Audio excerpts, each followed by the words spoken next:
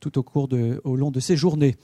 Avant toute chose, je vais vous proposer d'entendre, pour ouvrir officiellement ce colloque, successivement Jean-Louis Bal, président du syndicat des énergies renouvelables, et Cyril Lepicard, président de France Biomasse Énergie.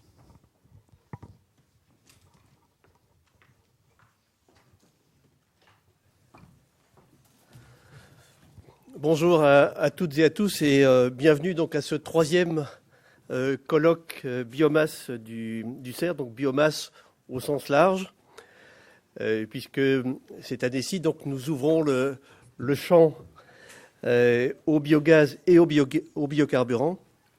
Et donc ce colloque se déroule dans le cadre du grand débat sur la transition énergétique. Et je voudrais en introduction vous rappeler ce que nous, le CER, avons comme vision de cette transition énergétique. Il s'agit en premier lieu d'orienter donc notre pays dans le sens de la lutte contre le changement climatique.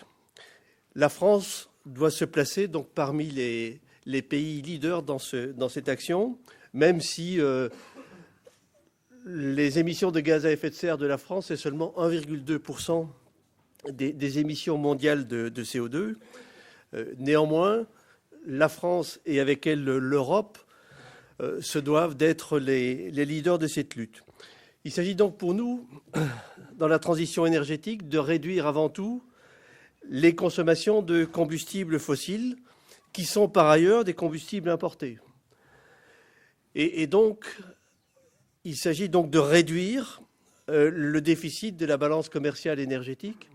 Et un seul chiffre justifierait de faire la transition énergétique en France, c'est notre déficit de la balance commerciale énergétique, 69 milliards d'euros en 2012. Le dernier chiffre publié en avril de cette année indiquait, en avril, la tendance annuelle était à 78 milliards d'euros, donc de déficit de la balance commerciale. C'est de la richesse qui quitte notre pays chaque année. Et donc, pour nous, la transition énergétique, c'est donc aussi un moyen de relancer donc l'activité économique en troquant des créations d'emplois contre du déficit commercial. Si les objectifs déterminés dans le Grenelle de l'environnement sont atteints, et je pense qu'ils ne sont pas remis en cause par le débat actuel, si ces objectifs sont atteints, donc c'est 125 000 emplois supplémentaires qui devraient être créés. Et tout cela permettant une économie donc, sur la balance commerciale de 3,4 milliards d'euros par an à l'horizon 2020 sur base des prix actuels de l'énergie. Et enfin, il s'agit pour nous, dans cette transition énergétique, de développer des nouvelles filières industrielles dans tous les domaines, sachant que la transition énergétique, elle n'est pas franco-française, elle est mondiale et elle a déjà largement démarré. Et donc l'industrie française a toute sa place à prendre donc, dans ce grand développement. Voilà donc notre vision de la transition énergétique. Mais il ne suffit pas d'avoir des objectifs ambitieux, il faut aussi avoir une politique de soutien qui permette d'atteindre ces objectifs, une politique de soutien qui soit claire, lisible et qui soit donc pérenne sur le moyen terme. Et ça a donc été tout l'enjeu de ces derniers mois de débat dans le cadre de cette transition énergétique et notamment dans le groupe de travail numéro 3 sur les énergies renouvelables dont le CER a été rapporteur. Et le premier constat qui a été fait, c'est que justement, les politiques de soutien qui existent aujourd'hui ne sont pas à la hauteur des objectifs à atteindre et que si nous continuons sur la tendance actuelle, ce n'est pas 23% que nous atteindrons en 2020, mais au mieux 17 ou 18%. Il faut donc redresser la barre.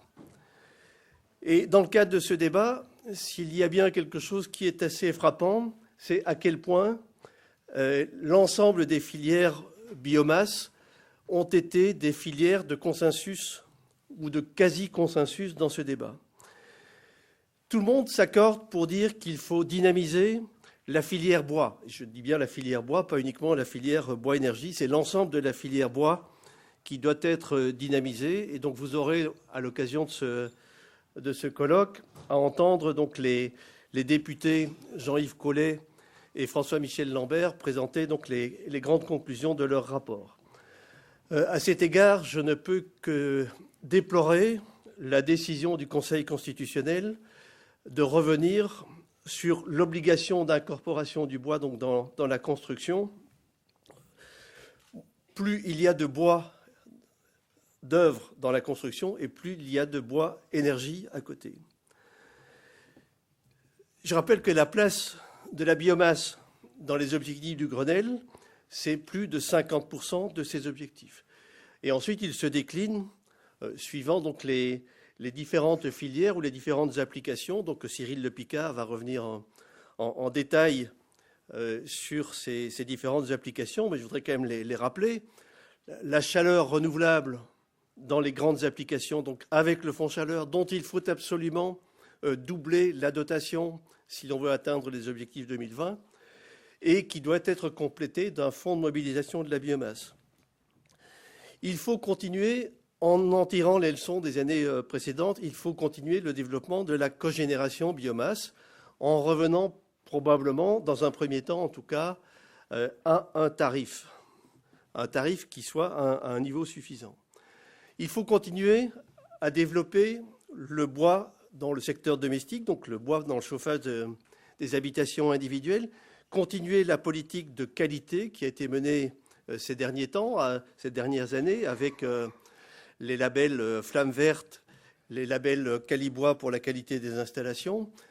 Le développement du chauffage au bois domestique est devenu aujourd'hui un facteur d'amélioration de la qualité de l'air, tant les progrès en termes de performance des appareils, y compris dans leur mode d'installation, ont été remarquables. Il y a la filière biocarburant qui a investi énormément d'argent, donc puisque 2 milliards d'euros ont été investis dans les outils industriels, ce qui permet aujourd'hui de maintenir ou de créer, qui a permis de créer donc 28 000 emplois. Il s'agit donc de ne pas remettre en cause ces investissements et de préparer la deuxième, voire la troisième génération. Enfin, il y a le biogaz.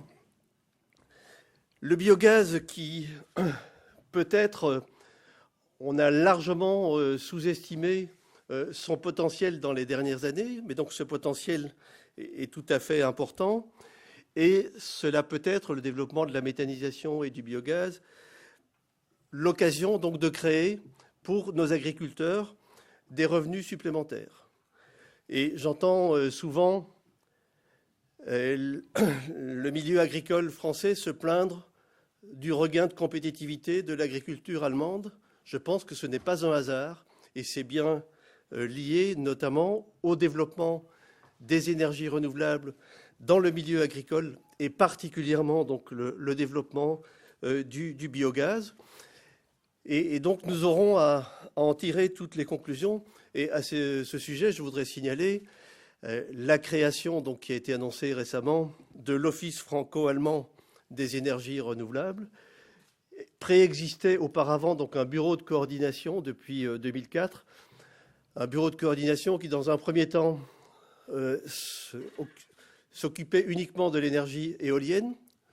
Ça s'est ensuite élargi au solaire photovoltaïque, mais maintenant donc cet office franco-allemand va s'occuper de l'ensemble des énergies renouvelables et notamment de la biomasse, et nous aurons toute latitude pour tirer les meilleurs enseignements de ce que les Allemands ont mené depuis quelques années.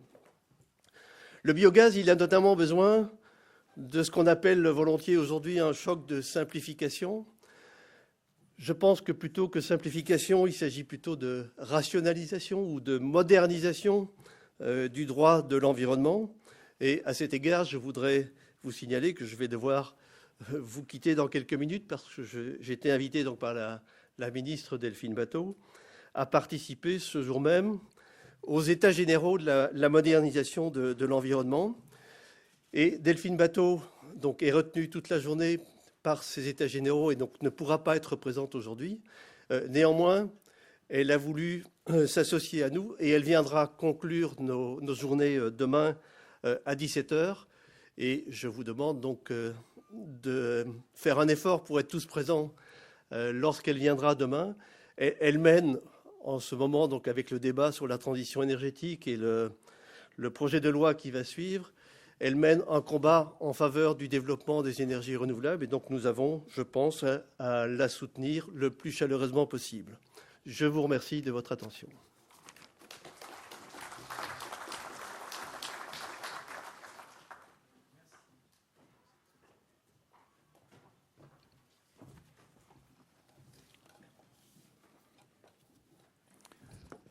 Bonjour.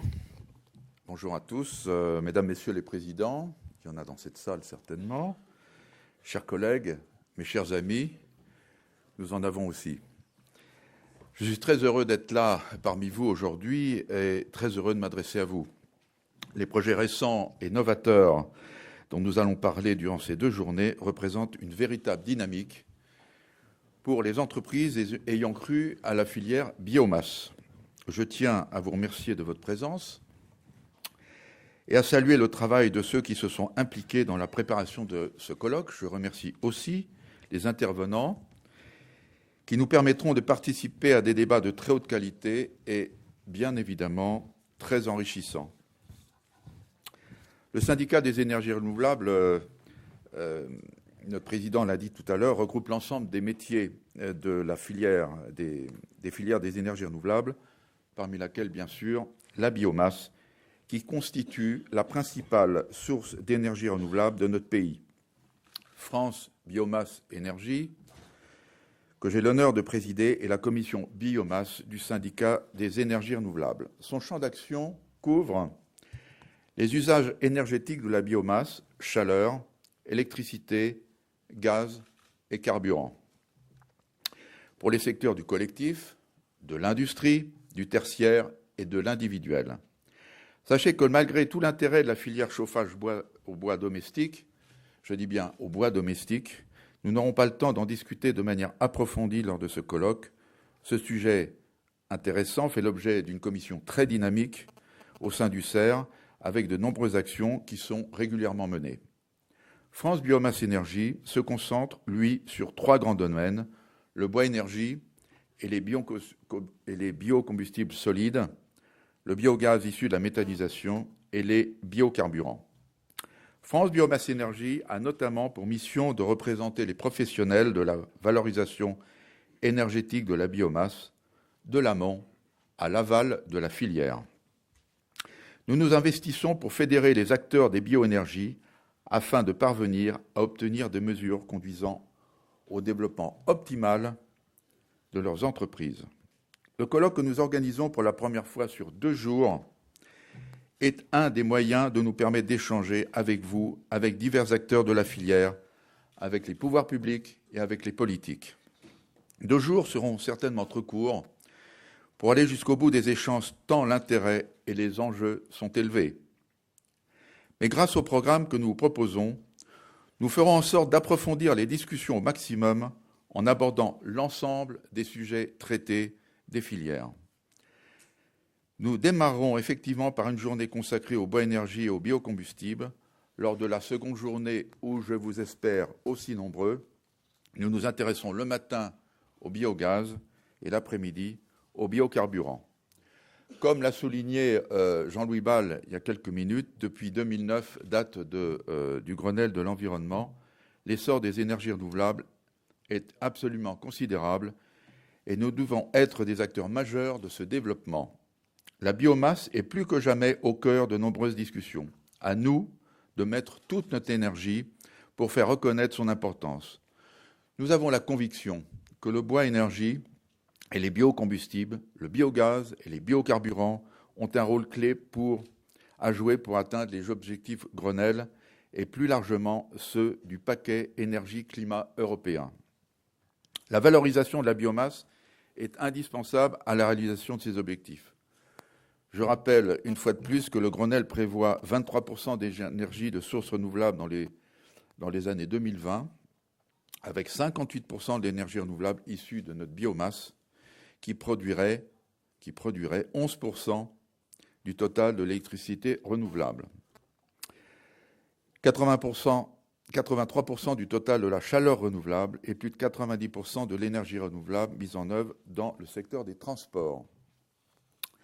De par ses nombreux atouts économiques, sociaux et environnementaux, la biomasse s'inscrit pleinement dans le concept de l'économie circulaire et du développement durable. Nous devons disposer des appuis pour contribuer à répondre aux défis environnementaux, énergétiques et climatiques qui sont au cœur de l'actualité nationale.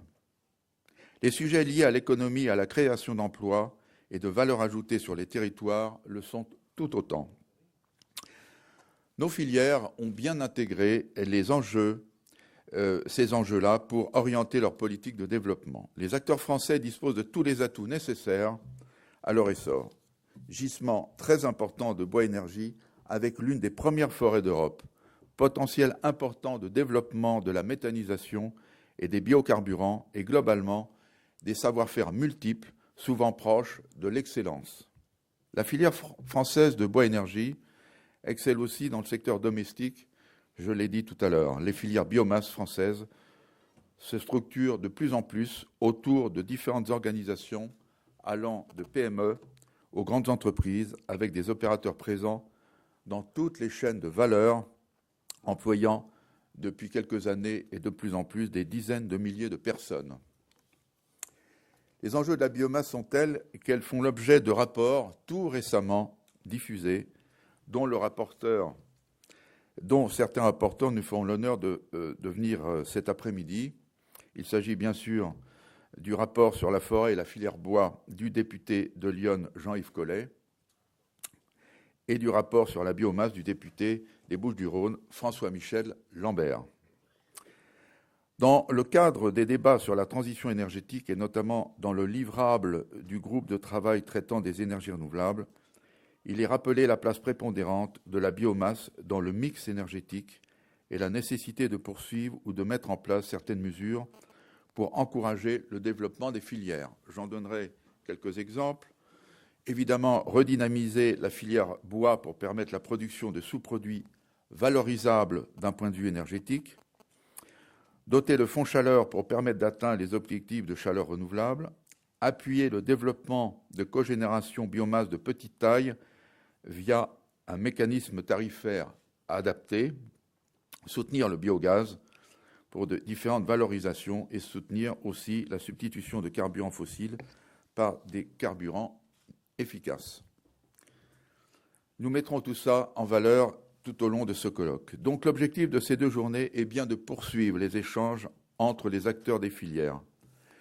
Nous souhaitons convenir avec vous des mesures à conforter ou à mettre en place pour accompagner les évolutions de nos filières. Nous partirons d'exemples de réussite et nous poursuivrons sur les pistes à améliorer en vue d'un meilleur développement. Vous aurez la possibilité d'enrichir les débats en nous faisant part de vos expériences et de vos questions. Sachez enfin que notre colloque est labellisé « Débat sur la transition énergétique » et que nous remettrons une contribution aux organisateurs de ce débat. Comme Jean-Louis l'a dit tout à l'heure, la ministre Delphine Batho sera là demain. Nous aurions souhaité, moi le premier, la présence de Stéphane Le Foll, qui a son mot à dire dans la biomasse, mais il est retenu par les agriculteurs et les forestiers. Enfin, les agriculteurs comptent un peu plus que les forestiers en ce moment. C'est très dommage. Nous l'excusons. Il est donc nécessaire de porter nos messages pour que la future loi de programmation sur la transition énergétique auquel participe le CER, les conclusions des travaux du COSEI auxquels nous avons largement contribué, mais aussi la loi d'avenir sur l'agriculture et sur la forêt, sur lequel nous avons aussi beaucoup participé, et qui doivent nous conduire, je l'espère, à des mesures concrètes en faveur du développement des bioénergies. Ces mesures devront être à la hauteur de nos enjeux. Faites-nous confiance, on s'en occupe. Je vous remercie de votre attention et je vous souhaite un excellent colloque.